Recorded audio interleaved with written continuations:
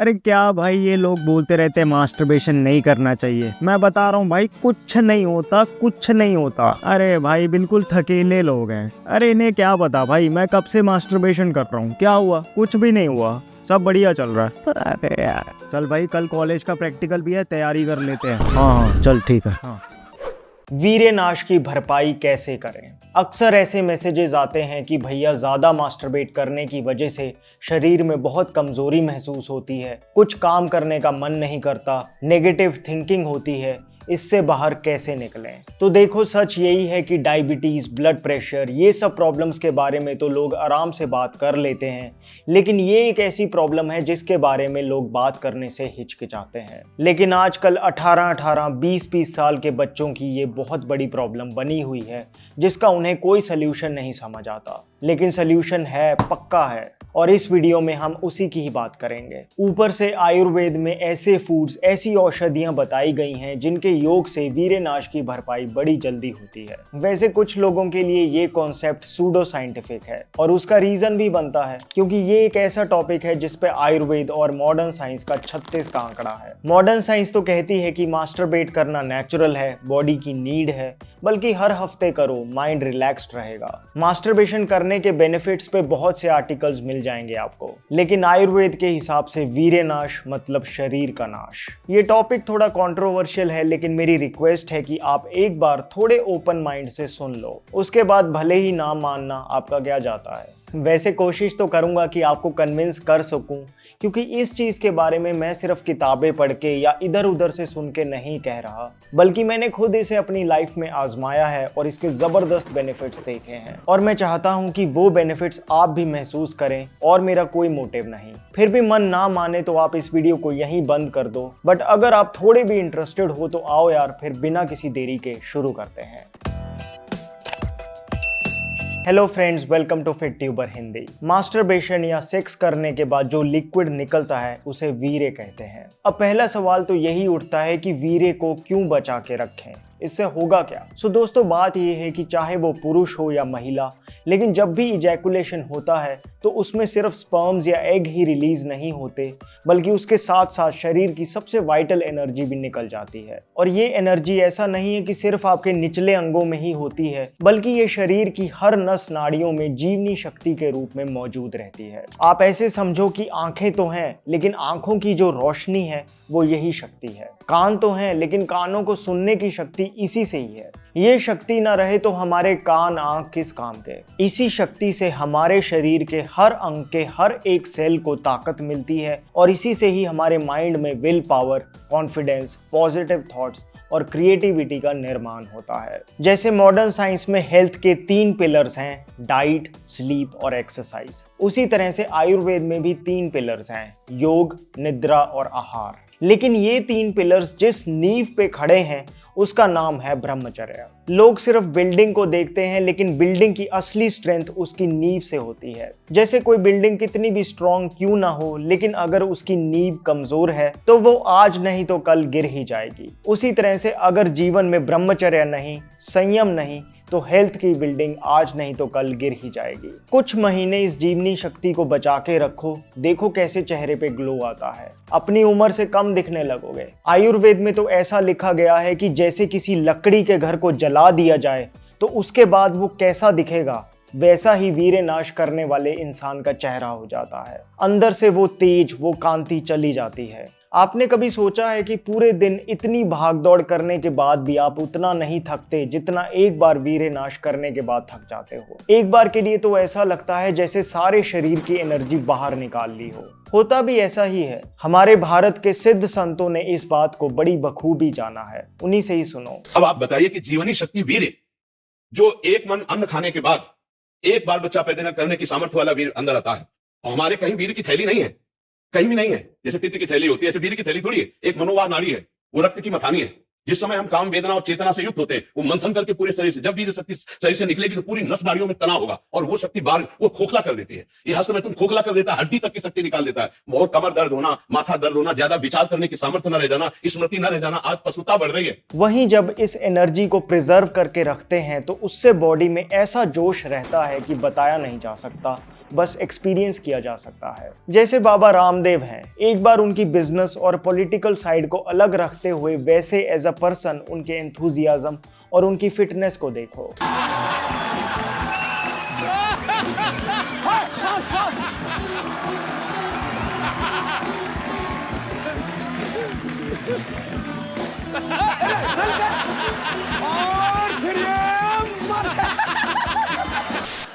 ऐसा देखो, on your mark, और ऐसे करो। क्या बात है।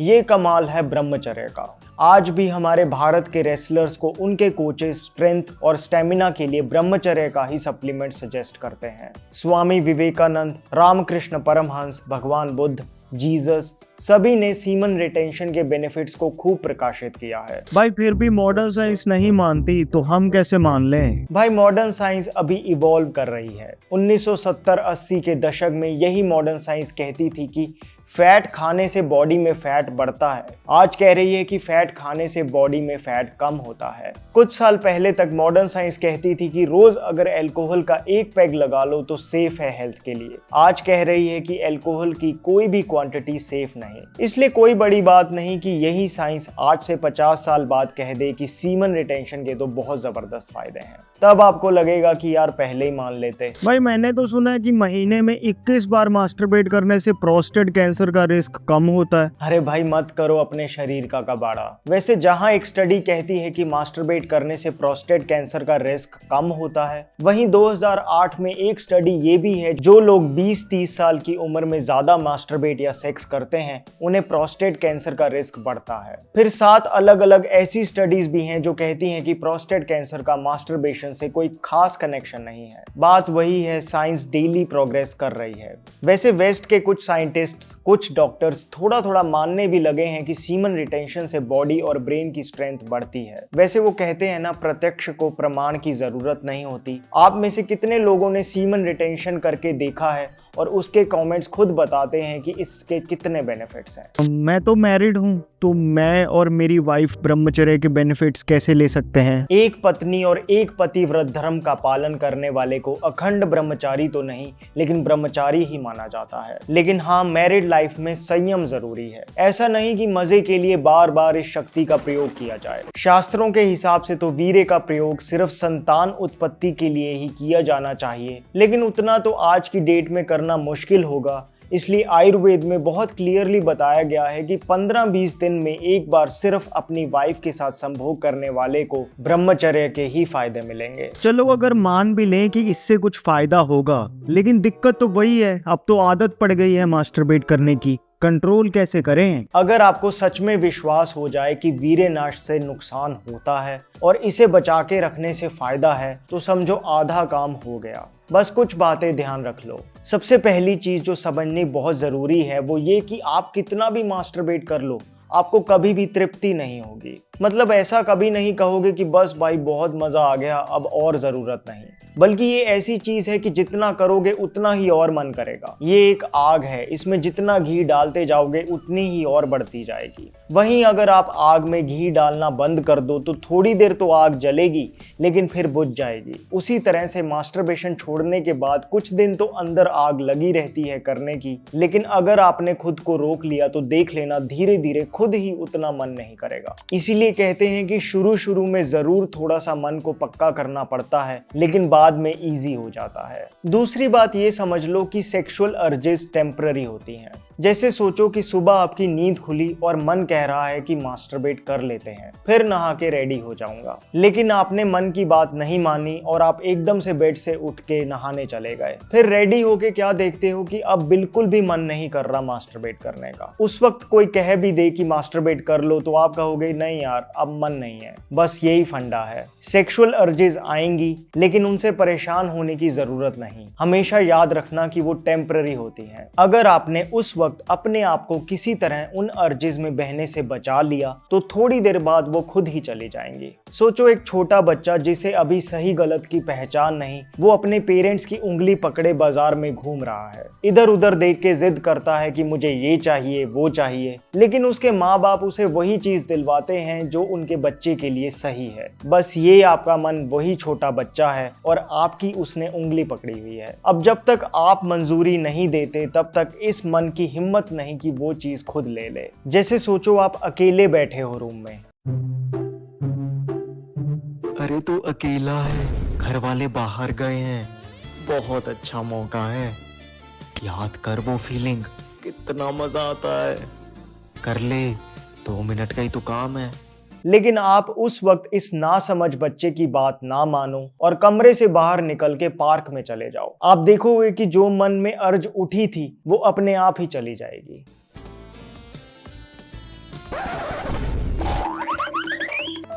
बेवकूफ कहीं का, इतना बढ़िया मौका था, सब चौपट कर दिया। बाय। बस ऐसे ही करना है। जब भी ऐसी कोई सिचुएशन बने तो उस वक्त अपने आप को मन से अलग सोचना है, उसकी बात ना मानो या उसकी बात को डिले करते जाओ, बस वो अर्ज चली जाएगी। ऐसे कुछ दिन ही करना पड़ेगा, फिर जब आपके मन को पता चल गया कि ये बंदा तो बहुत ही जिद्दी है, मानता ही नहीं, फिर वो आपके काबू में आने लगेगा। ट्राई करना बहुत ही काम की टेक्निक है। फिर तीसरी चीज जो इसमें आपको बहुत हेल्प करेगी वो है खुद को बिजी रखना। आपने देखा होगा कि जो लोग रेगुलरली मास्टरबेट करते हैं, अगर वो भी किसी काम में बहुत बिजी हो जाएं तो भूल ही जाते हैं कि मास्टरबेट करना था। जैसे एक स्टूडेंट जो वैसे तो हफ्ते में 2-3 बार करता है, लेकिन एग्जाम्स आए तो पढ़ने में इतना बिजी हो गया कि 15 दिन बिना मास्टरबेट किए निकल गए। स्वामी दयानंद सरस्वती जी से किसी ने पूछा था कि क्या आपको सेक्सुअल थॉट्स नहीं परेशान करते, तो उन्होंने कहा था कि हाँ, ऐसे थॉट्स मेरे माइंड के दरवाजे पर दस्तक जरूर देते हैं, लेकिन उन्हें अंदर आने का मौका ही नहीं मिलता क्योंकि मैं हमेशा किसी न किसी काम में बिजी रहता हूँ। इसलिए अपना रूटीन ही ऐसा बना लो कि इस बारे में सोचने का भी मौका ना मिले। पूरे दिन इतनी मेहनत करो कि रात को बस लेटते ही नींद आ जाए। फिर चौथा पॉइंट है कंटेंट। दोस्तों, जिस तरह की बातें आप सुनोगे, पढ़ोगे, देखोगे और बोलोगे, उसी तरह के थॉट्स ही आपको आएंगे। हमारा माइंड एक स्पंज की तरह है। जैसे स्पंज को साफ पानी में भिगो दो तो साफ पानी को एब्जॉर्ब कर लेगा, और अगर इसे गंदे पानी में भिगो दो तो गंदे पानी को अपने अंदर सोख कर लेगा। लेकिन गंदे पानी में डालने के बाद ये एक्सपेक्ट नहीं कर सकते कि इसमें से साफ पानी निकले। तो अब ये आपकी चॉइस है कि आप अपने माइंड रूपी स्पंज को साफ पानी में डुबोना चाहते हो या गंदे पानी में। क्योंकि अगर आप उस तरह की फिल्में देखोगे, दोस्तों से उस तरह की बातें करोगे, इंस्टाग्राम पे लड़कियों की प्रोफाइल में जा के ताकोगे और फिर सोचोगे कि मैं सीमन रिटेंशन कर लूंगा, तो ये इम्पॉसिबल जैसा ही है। दोस्तों, ये समझ लो कि आपका सबकॉन्शियस माइंड आपके कॉन्शियस माइंड से कहीं गुना ज्यादा पावरफुल है। जो भी आप देखते सुनते हैं वो जाके आपके सबकॉन्शियस माइंड में स्टोर हो जाता है, फिर उसी तरह के विचारों से आपको भर देता है। इसलिए पॉर्न मत देखो। अरे कुछ नहीं है पॉर्न में, बिल्कुल झूठ है।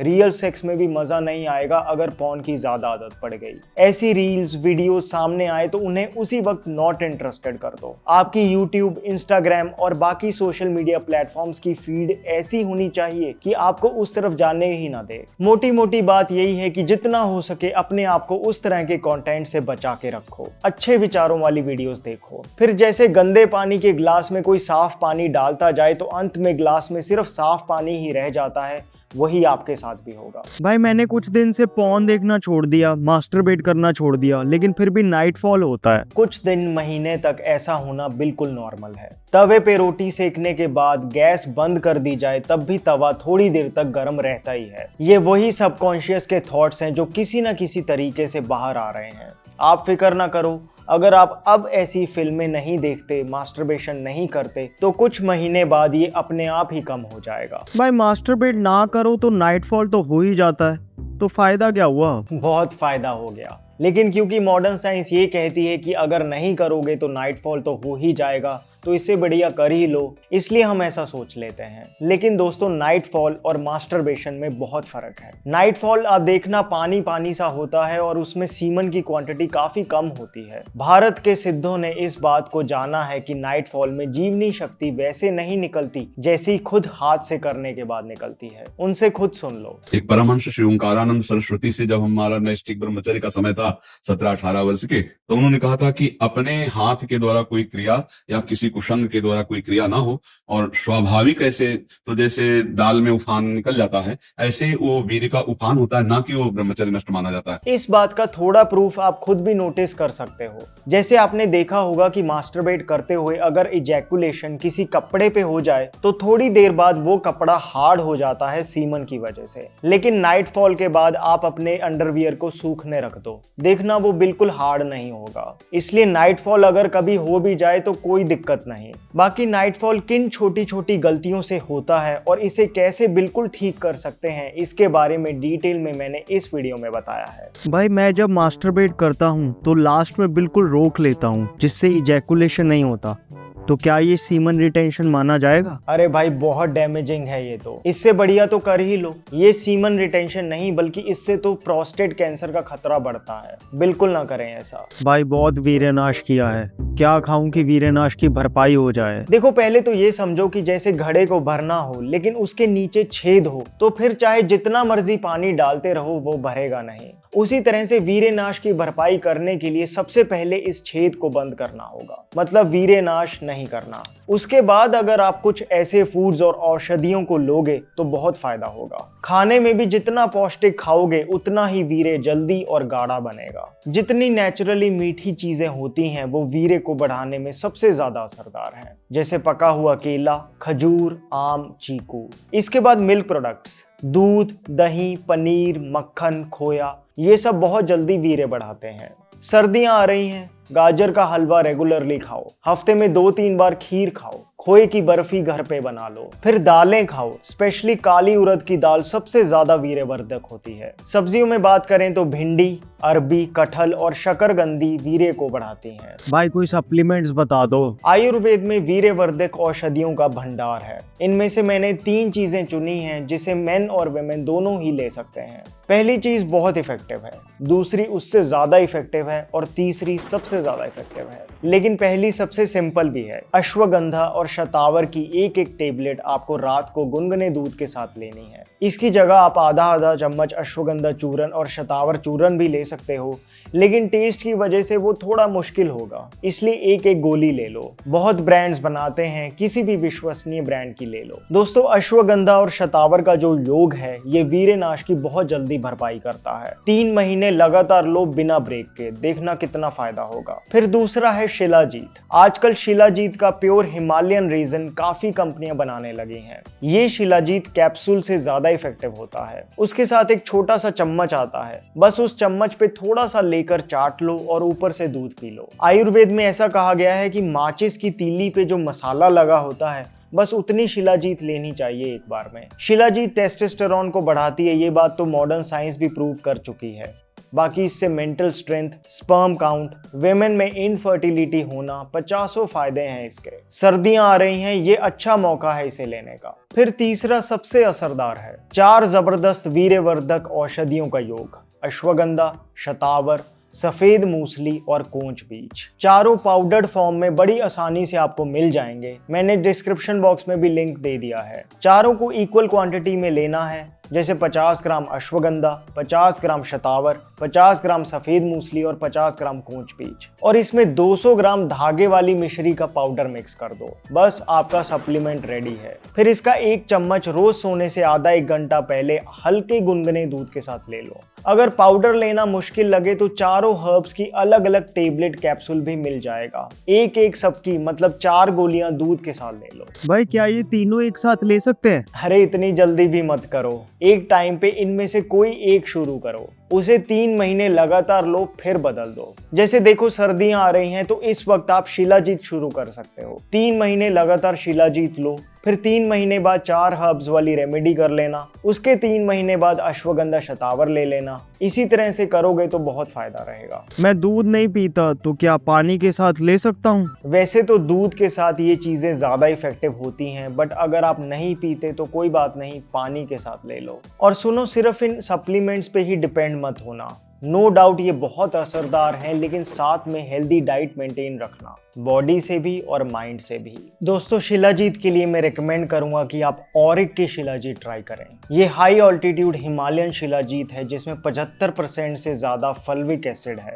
फल्विक एसिड ही वो कंपाउंड होता है जिस वजह से शिलाजीत के इतने फायदे महसूस होते हैं। साथ में इसमें 85 से ज्यादा मिनरल्स हैं जो बॉडी और माइंड को रियल स्ट्रेंथ देते हैं।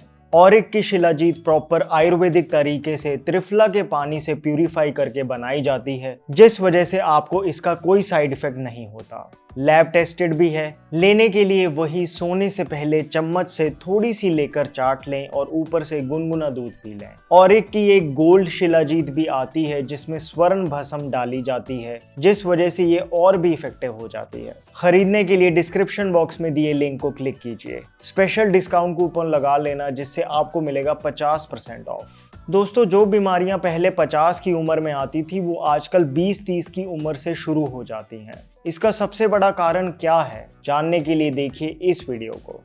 My name is Vivek. I thank you so much for watching.